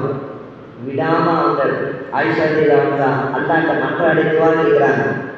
ஏன் அல்லா, என்னை பற்றி எல்லாரும் இப்படி பேசுகிறாங்களே, அங்கே எதுவுமே நடக்கவே இல்லையே, தூய்மையான முறையில் உன்னுடைய நாட்டத்தால் பாதுகாப்பான முறையில் வந்து சேர்ந்தோம், ஆனால் ஊரில் இப்படிப்பட்ட ஒரு அவப்பேரை ஏற்படுத்தியிருக்கிறாங்களே, எனக்கு அந்த அவப்பேரை ஏற்படுத்தினவன் நாசமாகாமல் போக மாட்டான்னு சொல்லி ஆயிஷா சொல்கிறாங்க. நம்ம பார்க்குறோம், நினைச்சபடி அல்லாஹ் கிடையாது. அல்லாஹ் சுப்ஹானஹு வ தஆலா கடுமையான இவங்களுடைய அழுகைக்கு பிறகு அப்போ தான் வங்கி இறங்குது. நாயகம் ஸல்லல்லாஹு அலைஹி வஸல்லம் அவர்களுக்கு கொஞ்சம் கொஞ்சமாக வலி இறங்குது. அந்த வலி இறங்குற சூரத்துல் நூர், ஒளி, வெளிச்சம். சூரா பேரை பாருங்க, வெளிச்சம். அந்த ஒளிமயமான அந்த சூறாவை அல்லாஹ் சுப்ஹானஹு வ தஆலா இறக்குறான். கிட்டத்தட்ட 17 வசனங்களை ஆயிஷா அவங்க விஷயமாகவே அல்லாஹ் இறக்கி வைக்கிறான். நம்ம வீட்டு பெண்கள் ஒவ்வொருவருமே அவசியம் படிக்க வேண்டிய ஒரு சூரத்துல் நூர். சூரத்துல் நூரை உங்கள் வீட்டு பெண்களுக்கு கற்றுக் கொடுங்க அப்படின்னு சொல்லிட்டு உமர் ரலியல்லாஹு அவங்களே சொல்லியிருக்கிறாங்க. எல்லா சட்டத்தையும் அல்லாஹ் சொல்லியிருக்கிறாங்க. பத்தினியான பெண்கள் யார், பெண்களுடைய சட்டம் என்ன, ஹைதுடைய சட்டம், தலாக்குடைய சட்டம், முழு வாழ்க்கையில் பெண்களுக்கு தேவையான அத்தனை தகவல்களையும் அல்லாஹ் சுப்ஹானஹு வ தஆலா சூரத்துல் நூர்ல சொல்லியிருக்கிறாங்க. உமரது அவனது உங்கள் வீட்டு பெண்களுக்கெல்லாம் சூரத்துல் நூர் என்கின்ற அந்த சூறாவை கற்றுக் கொடுங்கன்னு சொல்கிறாங்க. நல்லா தெரியாது. நாம் பார்க்குறோம், அல்லாஹ் சுப்ஹானஹு வ தஆலா அவதூறுக்குரிய அப்துல்லா இப்னு உபை என்பவனையும் பின்னாடி மோசமான முறையில் அழைக்கிறான். அவன் முனாஃபிக்கீன்களுடைய தலைவனாக இருந்தான், நயவஞ்சகன், முஸ்லீம்னு சொல்லி நடிச்சுக்கிட்டே இருப்பான். நபி ஸல்லல்லாஹு அலைஹி வஸல்லம் வர்றதுக்கு முன்னாடி மதீனாவில் தான் லீடராக ஆகலாம், ஊர் தலைவராக மாறிடலான்னு சொல்லிட்டு திட்டம் போட்டுட்டு இருந்தவன் தான் அப்துல்லா இப்னு உபைங்கிறவன். அதுக்காண்டி பலவிதமான பிளான்களை போட்டு திட்டம் தீட்டிட்டு வந்தான். கடைசி நேரத்தில் மெழுகுவர்த்தி பற்றி தீபம் கொண்டாடி அவன் பதவி இருக்கலான்ற அந்த நெருக்க வரப்போகும்போது, ஊருக்கே தலைவர்கள் நெருக்க வரலான் இருக்கும்போது அந்த நேரம் பார்த்து தான் யார் வர்றாங்க, கண்மணி நாயகம் முஹம்மது ஸல்லல்லாஹு அலைஹி வஸல்லம் மதீனாவுக்கு வர்றாங்க. நபி ஸல்லல்லாஹு அலைஹி வஸல்லம் வந்த பிறகு முழு மதீனாவும் நபியோட கண்ட்ரோலுக்கு வந்துருச்சு. நபி தான் தலைவர். ஊரில் எந்த பிரச்சனையாக இருந்தாலும் நபிசலாசலம்ல வருவாங்க. நபிசலாசலம் தான் அதுக்கான தீர்ப்பு சொல்லுவாங்க. மக்கள் உடனே ஏற்றுக்கொள்வாங்க. அந்த அளவுக்கு கண்ட்ரோல் நபிசலாசலம் அவளுக்கு போயிடுச்சு. இதனால கொந்தளிச்சுக்கிட்டு இருந்தால் கோபத்தில் அப்துல்லா பின் உபைங்கிற நயவஞ்சகன் அவன் தான் இது மாதிரி பலவிதமான இன்னலான செயல்கள்லாம் பண்ணான். எனக்கு அல்லா வேண்டியார்களே, பரிசுத்தமான பெண் என்கின்ற பெயருக்கு சொந்தக்காரர்களாக ஆயிஷா ரலியல்லாஹு அவனுடைய நடவடிக்கையை அல்லாஹ் இந்த உம்மத்துக்கு முன்மாதிரியாகிறான். எனக்கு அல்லா வேண்டியார்களே, தக்குவா பேணுதல், அல்லாட்ட முறையாக இறைஞ்சி கேட்கக்கூடிய அந்த குணம், இது அவங்க வாழ்க்கையை எவ்வளவு பரிசுத்தமாகுச்சு. இன்னல்கள் வர வர அவங்களுடைய வாழ்க்கையில சிறப்பையும் உயர்வையும் அல்லாஹ் அதிகரித்து கொண்டே தான் இருப்பாங்க. இன்னைக்கு நம்மகிட்ட நிறைய விதமான கேள்விகள் இருக்கும். இக்காலத்தில் பெண்கள் படிக்கணுமா, வீட்டை விட்டு வெளியே வரணுமா, வாகனம் ஓட்டலாமா, இன்னொரு பக்கம் தைரியமாக செயல்படணுமா, திரைக்கு பின்னால இருக்கணுமா, அல்லது வீட்டை விட்டு வெளியே வரக்கூடாதா, கல்வி அவசியம் தானா, கற்றுக்கணுமா கற்றுக்கக்கூடாதா, திருமணம் ஆகிட்டு வீட்டில் பிள்ளை குட்டிகளோட வாழ்ந்தாலே போதுமே, இப்படி சொல்லிட்டு பலவிதமான சொற்கள் இன்னைக்கு வாழ்க்கையில் வரும். என்ன சொல்லி அல்லாஹ் எழுதுலே இந்த அத்தனை விஷயங்களுக்கும் நடுவில் அல்லாஹ் ஒரு கோடு வச்சிருக்கிறான். ஹலால் அப்படிங்கிற ஒரு பாதை. ஹலாலான அந்த வழிமுறை நம்ம கையில் எடுத்துக்கிட்டு மார்க்கத்தினுடைய முறையில் நாம் எவ்வளோ விதமான சாதனை செய்ய முடியும். இன்னும் நல்லா கிடையாது. பர்தாவை அணிந்தவர்களாக முழுமையாக இஸ்லாத்தினுடைய தோற்றத்தை வெளிப்படுத்தியவர்களாக ஹலாலான முறையில் எப்பேற்பட்ட சாதனைகளையும் செய்வதற்கு உதாரணமாகத்தான் ஆயிஷா ரலியல்லாஹு அவங்களே இருக்கிறாங்க. இன்னைக்கு நம்ம பார்க்குறோம், எந்த துறையிலையும் நம்ம சாதிக்க முடியுங்கிறதுக்கு உதாரணம் தான் ஆயிஷா ரலியல்லாஹு. எவ்வளோ பெரிய உயரத்துக்கும் நாம் போகலாங்கிறதுக்கு உதாரணம் தான் ஆயிஷா ரலியல்லாஹு. பாருங்க, ஆயிஷா ரலியல்லாஹு அவங்க மல்டி டேலண்டட் பர்சனாக இருந்தாங்க. பல வகையான ஆற்றல் திறமைகளை உள்ளடக்கிய ஒரு பெண்ணாக தான் இருந்தாங்க. அப்படியே ஆச்சரியப்படுற அளவுக்கு அவங்களுடைய திறமை இருந்துச்சு. திருக்குறளே சொல்லப்படுது, 10 துறைகளுக்கும் அதிகமாக நம்பர் 1 இடத்துல இவங்களா இருந்திருக்கிறாங்க. இன்னொரு இடத்துல நம்ம பார்க்கணும், 13 வகையான துறைகளில் ஆயிஷா ரலியல்லாஹு அவங்களுக்கு அடுத்ததாக நம்பர் 2 அப்படின்னு கூட யாருமே இல்லை. நம்பர் 1 இவங்க இருக்கிறாங்க. இவங்களுக்கு இணையாக போட்டி போட்டுட்டு நம்பர் 2 அப்படின்னு சொல்ற கூட யாருமே இல்லை.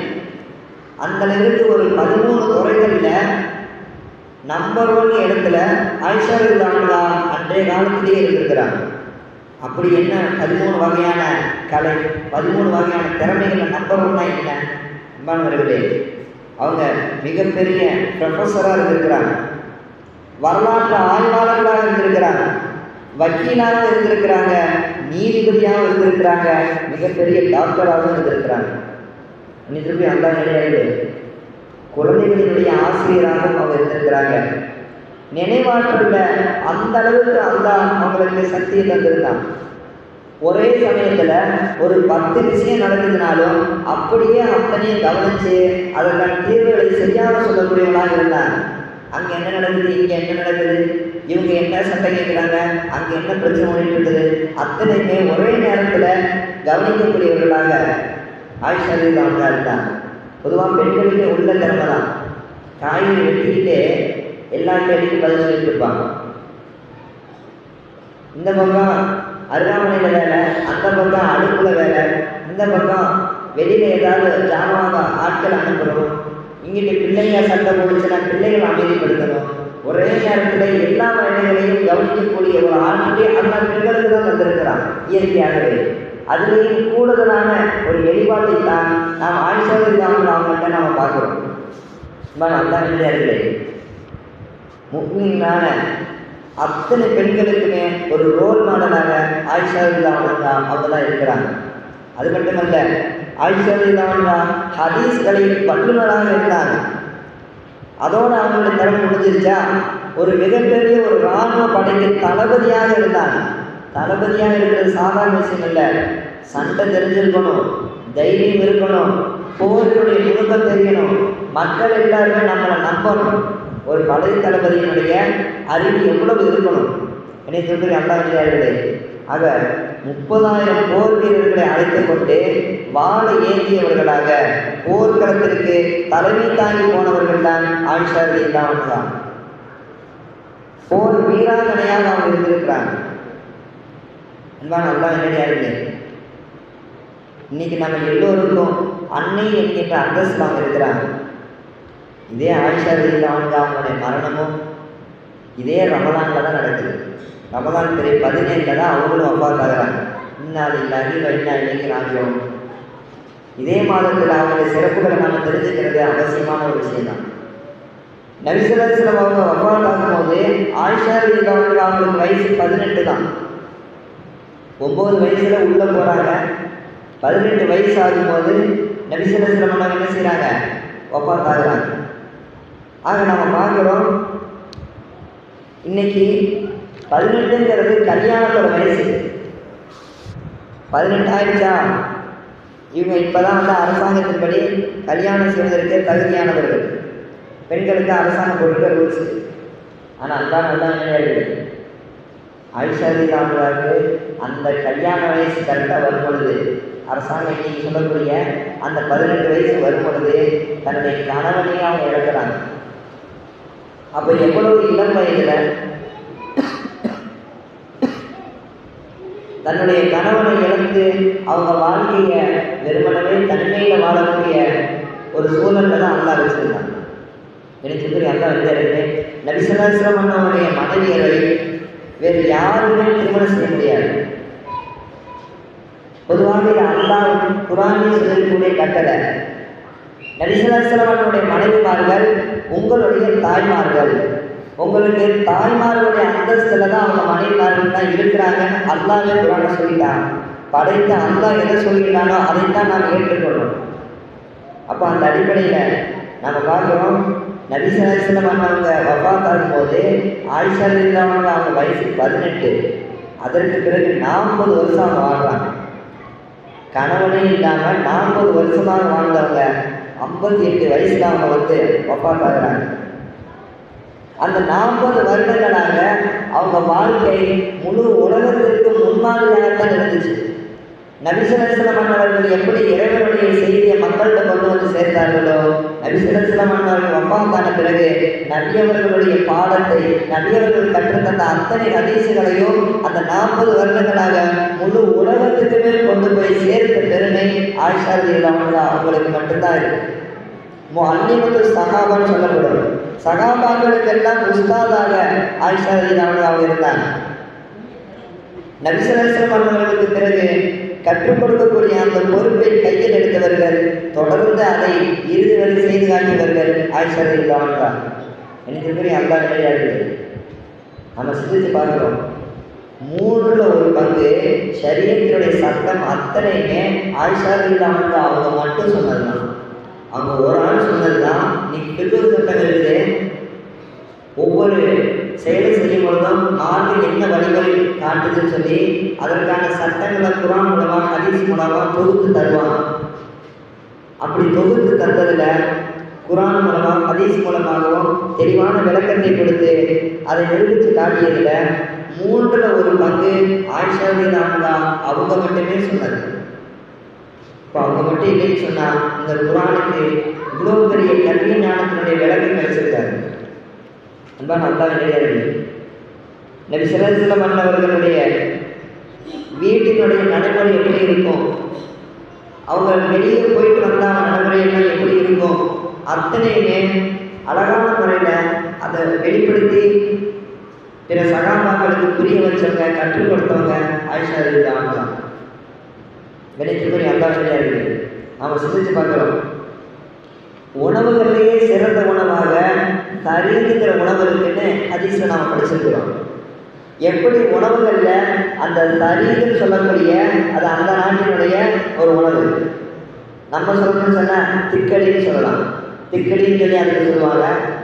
அப்போ அந்த திக்கடின்ற உணவு மற்ற உணவுகளில் ஒரு தனி சிறப்பு இருக்கிற மாதிரி, அந்த தரீங்கிற உணவுக்கு மற்ற உணவுகளில் தனி சிறப்பு இருக்கிற மாதிரி எனது மற்ற பெண்களில் மற்ற மனைவிமார்களை விட ஆயிஷா ரலியல்லாஹு அவங்களுக்கு என்ன தனி சிறப்பு இருக்குது நபி ஸல்லல்லாஹு அலைஹி வஸல்லம் சொல்லியிருக்கிறாங்க. ஒரு தடவை நபிகிட்ட வந்து கேட்குறாங்க, யா ரசூலல்லாஹ் ஐயுன் நாஸி அஹப்பு இலைக்க, உங்களுக்கு ரொம்பவும் பிடிச்சமான ஒரு ஆள் யாரு? மக்கள்லையே, எல்லா மக்கள்லையுமே உங்களுக்கு ரொம்பவும் பிடிச்ச ஆள் யாருன்னு கேட்குறாங்க. அப்போ ஆயிஷா ரலியல்லாஹு அன்ஹா தான் எனக்கு ரொம்ப பிடிக்கும்னு நபி ஸல்லல்லாஹு அலைஹி வஸல்லம் அவங்க உடனே சொல்லிடுறாங்க. கூச்சப்படலை, தயங்கலை, யோசிக்கலை, கேட்ட உடனே சொல்லிடுறாங்க, எனக்கு மக்கள் ரொம்ப பிடிச்சது ஆயிஷா தான். எனக்கு நல்லா இல்லை அவன் சிந்திச்சு பார்க்குறோம். ஆயிஷா ரலியல்லாஹு அன்ஹா இங்கே மட்டும் சிறப்பானவங்க கிடையாது, மறுமையிலேயே சிறப்பானவங்க என்பதாக தகவல் நிறைய இருக்கு.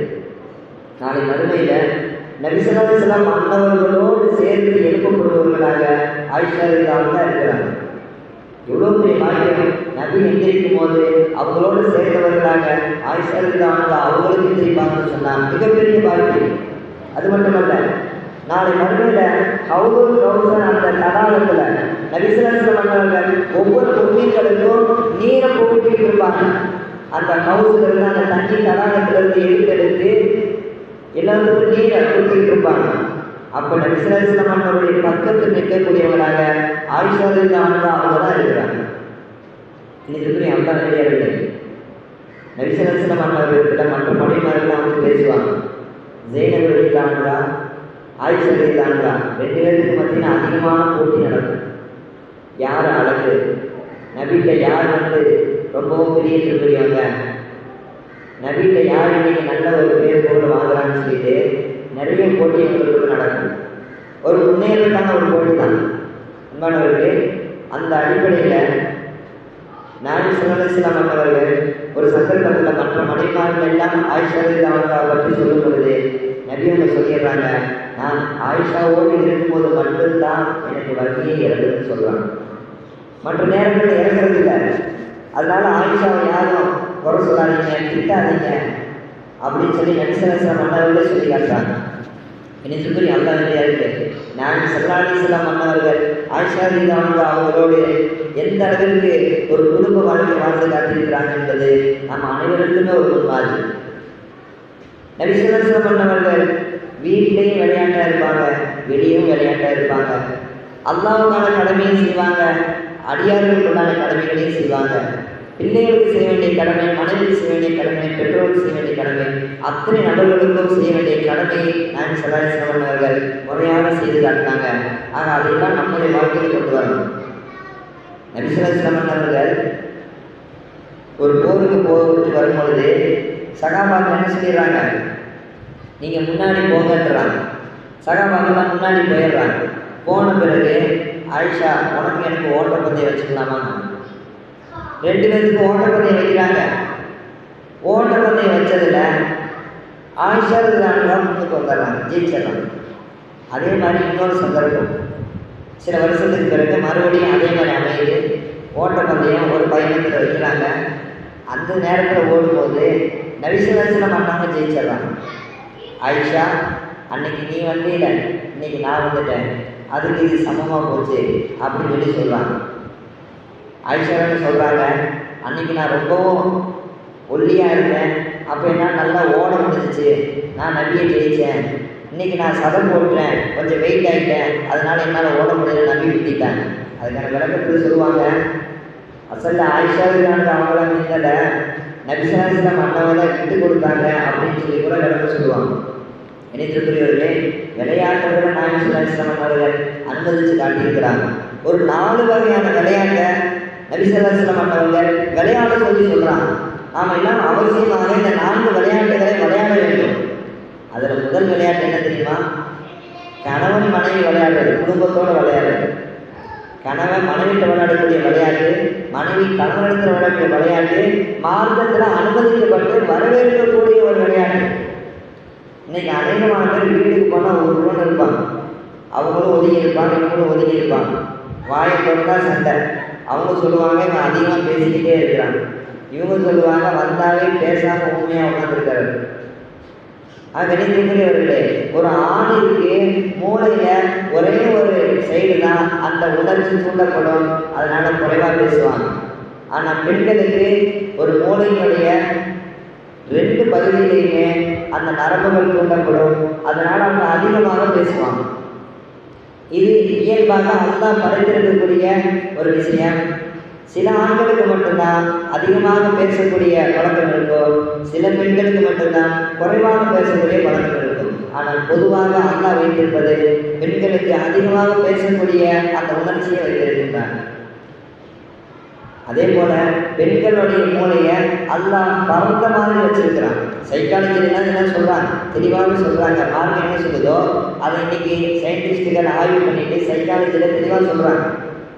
பெண்களுடைய மூளை அது எப்படி வேலை செய்யும்னா பரந்த மாதிரி வேலை செய்யும், அகலமாக. ஆண்களுடைய மூளை நேர்கோட்டில் வேலை செய்யும், நேராக பார்ப்பாங்க, அகலவாக்கில் பார்க்க மாட்டாங்க. இப்படித்தான் இவங்களுடைய கண்ணோட்டமே இருக்கும். கடற்பினுடைய நியதி இப்படிதான். உதாரணம் சொன்னா, ஒரு ஆண்கிட்ட போய் நீங்கள் கணவன்கிட்டயோ பிள்ளைகிட்ட போய் ஏதாவது பச்சை மிளகா வாங்கிக்கலாம்னா நேராக போய் பச்சை மிளகா வாங்கி நேராக வந்து கொடுத்துருவோம். ஏன் பச்சை மிளகா மட்டும்தான் வாங்கணுமா, கூட கருவேப்பிலை, கொத்தமல்லி, புதினா எதுவுமே சேர்த்து வாங்கக்கூடாதா அப்படின்னு சொல்லிட்டு நமக்கு தோணும். ஆனால் அவங்களுக்கு அது தோணாது. ஆண்கள் என்ன செய்வாங்க, தலைவலிக்குது, உடம்பு முடியாமல் போயிடுச்சுன்னு சொல்லி எதாவது தகவல் சொல்லிட்டாங்கன்னா நேராக மாத்திரை வாங்கிட்டு வந்து கொடுத்து போடு சரியாக போயிருப்பாங்க. என்ன சொல்கிறீர்களே? ஆனால் பெண்கள் அப்படி இல்லை, அவங்க பறந்த மாதிரி யோசிப்பாங்க.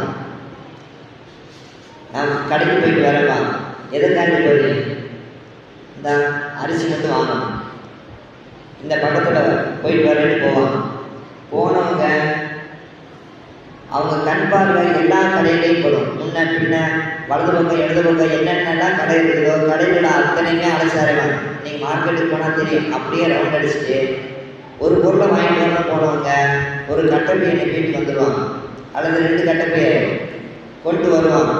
தேவையானதை வாங்கிட்டு வருவாங்க, அவசியம் இல்லாத வாங்க மாட்டாங்க. தேவையானதை வாங்கிட்டு வருவாங்க, ஆனால் எல்லாத்தையும் வாங்கிட்டு வருவாங்க. கணவர் கேட்பாரு, என்ன ஒன்று வாங்கிட்டு வரேன்னு சொன்னால் இப்போ ஒரு கட்டப்பையை வாங்கிட்டு வந்துருக்கேன். அது அந்த அளவுக்கு பெண்களினுடைய இயல்பே பறந்த மாதிரி இருக்கும், ஆண்களுடைய இயல்பே நேர்கோட்டில் இருக்கும். இதை நம்ம தெரிஞ்சுக்கிட்டோம்னு சொன்னால் குடும்பங்களிலே பிரச்சனைகள் சண்டைகள் வராது. ஓ இவங்க இப்படித்தான், நாம் இப்படி தான் நடந்துக்கணும் அப்படிங்கிற பக்குவம் அது தெரிஞ்சால் தான் வரும். இனி திருவர்களே, கணவன் மனைவியோடு விளையாட்டு மார்க்கம் அனுமதிச்சிருக்குது. நபிசுல்லாஹ் சொல்லியிருக்கிறாங்க. 2வதான விளையாட்டு ஓட்டப்பந்தயம். ஒரு இடத்துல ஒரு அடையாளக்குறியை வச்சு இன்னொரு இடத்துல ஒரு அடையாளக்குறியை வச்சு ஓடிட்டு வரக்கூடிய அந்த பழக்கத்தை நபிசுல்லாஹ் சொல்லி காட்டுறாங்க. ஓட்டப்பந்தயம் வச்சு விளையாடுவது சுன்னத்தாக இருக்குது, மார்க்கம் அனுமதிச்சிருக்குது. 3வது விளையாட்டு குதிரைகளை பராமரித்து குதிரை சவாரி செய்யக்கூடிய அந்த குதிரை வீர விளையாட்டு, மார்க்கம் அனுமதிச்சிருக்குது. 4வது நீச்சல் அடிக்கிறது. நீச்சலை அத்தியாவசியமாக எல்லாரும் தெரிஞ்சுக்கணும். இன்றைய காலத்தில் குதிரை பழக்கம் இல்லைங்கிறனால குதிரைக்கு தோதுவாக நமக்கு இப்போ இருக்கிறதே வாகனங்கள் தான். இப்போ வண்டி ஓட்டுறதை அத்தியாவசியமாக எல்லோருமே கற்றாக வேண்டும் என்பதாக நபிசுல்லாஹ் அவர்கள் இந்த 4 விஷயங்களை சொல்கிறாங்க. இதே இன்னொரு அறிவிப்பு எப்படி வந்திருக்குன்னு சொன்னால், போரினுடைய தந்திரங்களை கற்றுக்கணும், வாழ்வீச்சு தற்காப்பு கலைகளை கற்றுக்கணும்னு மார்க்கம் சொல்லியிருக்கு. குதிரை ஓட்டுறதை, குதிரையினுடைய ரேஸுகளை அதை கற்றுக்கணும் மார்க்கம் சொல்லியிருக்குது. அதே போல் மனைவியிடம் நாம் விளையாடக்கூடிய அந்த விளையாட்டை நம்ம கற்றுக்கணும்னு சொல்லியிருக்கு. திருப்பி அல்லாஹ்விலே இந்த விஷயங்களை அத்தனையுமே நம்ம சிந்திச்சு பார்க்குறோம். இந்த 2 அறிவுகள்லையுமே மனைவியோடு விளையாடுறத நபிசுல்லாஹ் அவர்கள் அந்த அளவுக்கு சிறப்பிச்சு காட்டுறாங்க. நபிசுல்லாஹ் காலத்தில் ஹவ்வாத்துன்னு சொல்லி ஒருத்தர் இருந்தார். அந்த ஹவ்வாத்துங்கிறவர் சகஜமாக என்ன பண்ணுறாருன்னா பெண்கள்கிட்ட பேசிக்கிட்டே இருந்தார். நபிசுல்லாஹ் அவங்க அந்த வழியாக போகும்போது பார்த்துட்டாங்க. பார்த்தவங்க ஆனால் நபி பார்த்துட்டாங்களே, அதாவது கள்ளக்கம்பெல்லாம் இருக்காது, யதார்த்தமாக தான் பேசியிருக்கிறாரு. நபிசுல்லாஹ் அவங்க அதை பார்த்துடுறாங்க. இப்போ இந்த சகாபி என்ன பண்ணுறதுன்னு தெரியல. ஆனால் அவருடைய பழக்கம் என்னன்னு சொன்னால் எல்லாருக்குமே சகஜமாக பேசுவார், எல்லா பெண்கள்கிட்டையுமே சகஜமாக பேசுவார். ஆனால் அவருக்கு என்ன இல்லை, கெட்ட எண்ணம் கிடையாது, கள்ளக்கம்பளம் எதுவுமே கிடையாது. அவருடைய பழக்கம் சிலர்கிட்ட அப்படி தான் பழக்கம் இருக்கும். அவர் யதார்த்தமாக அப்படி பேசிட்டு இருக்கிறத நபிசுல்லாஹ் பார்த்தாரு. பார்த்ததுமே என்ன பண்ணுறது தெரியல, ஹவ்வாத் என்ன இங்கே என்ன பண்ணுறீங்கன்னு கேட்குறாங்க. யார் சொல்லலாம் என் ஒட்டகம் தொலைஞ்சு போச்சு அதை தேடிட்டு இருக்கேன்ட்டார். போய் சொல்லிட்டார். சரி சரி ஒட்டகத்தை கண்டுபிடிச்சிட்டா வந்து சொல்லுங்க அப்படின்ட்டு போயிட்டாங்க. அடுத்த நாள் ஆகிட்டே இருக்கு. ஒவ்வொரு நாள் ஆகும்போதும் அவரை பார்க்கும்போது நபிசரஸ் என்ன செய்கிறாங்க, கேட்குறாங்க. கேட்கும்போது என்ன பண்ணுறாரு, இன்னும் கிடைக்கல யாரை சொல்லலான்னு சொல்கிறாரு. ஆஹா, ரெண்டாவதாக போய் சொல்லிட்டோம். அன்னைக்கே ஒரு தடவை போய் சொல்லிட்டோம். இப்போ பொய்ய ஆரம்பிச்சதுனால திரும்ப அதை உறுதிப்படுத்துறதுக்காக வேண்டி இன்னொரு பொய்க்கு மேலே போய்கிட்டே இருக்குது.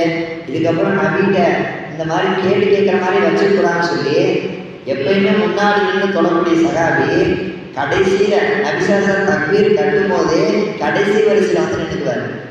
சலாம் கொடுத்ததுமே உடனே எந்திரிச்சு ஓடிடுவார். ஏன்னா நபி பார்த்து கேட்கக்கூடாது, பேசிடக்கூடாது. பேசினாங்கன்னா கேட்டாங்கன்னா நம்ம பொய்ய சொல்லணும். அதனால எதுக்கு பொய் சொல்லிக்கிட்டுன்னு சொல்லிட்டு அவர் என்ன பண்ணுறாரு, ஒதுங்கியே போகிறாரு. ஆனால் இப்படியே ரொம்ப நாள் ஆயிடுச்சு, அவர் நிம்மதியாகவே தொழுகலை. ஒரு பள்ளியில் நிம்மதியாக தொழுகலான்னு அவர் நினச்சிருக்காரு. ஆனால் எப்பயுமே நபிசாசனம் தொழ வைப்பாங்க, அந்த நேரத்தில் தொழுகணும்.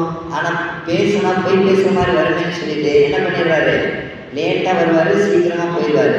ஒரு நாள் பள்ளிக்கு தெரியாமல் வர்றாரு. ஏன்னா நபி எந்த நேரத்தில் பள்ளியில் இருப்பாங்கன்னு தெரியாது. அதிகமான நேரம் பள்ளியில் தான் இருப்பாங்க நபிசாசனம் சொன்னாங்க. இப்போ ஒரு நேரத்தில் இவர் பள்ளிக்குள்ளே வந்து எட்டி பார்க்குறாரு. இந்த ஹபாத்துங்கிறவர் நபிசாசனம் இல்லை, வீட்டில் இந்த பள்ளிவாசலில் அறையில் இல்லை.